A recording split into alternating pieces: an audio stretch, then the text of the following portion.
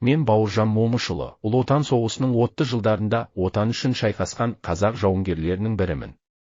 Сол бір қасіретті кезеңде қазақстандықтар Майданның барлық шебінде ерлікпен соғысты. Біз үшін бұл соғыс жер мен елдің, ұрпақтың тағдыры үшін болған күрес еді. Ұлы Отан соғысында қазақ халқы талай батырын дүниеге әкелді.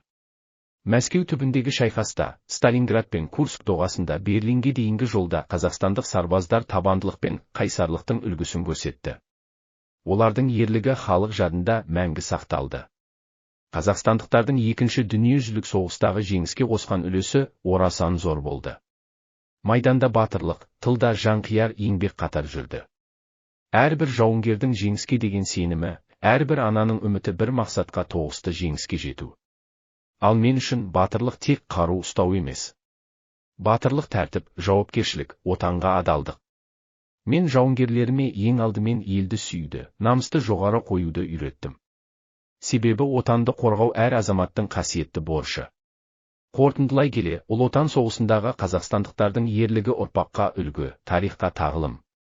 Бұл ерлік ешқашан ұмытылмайды.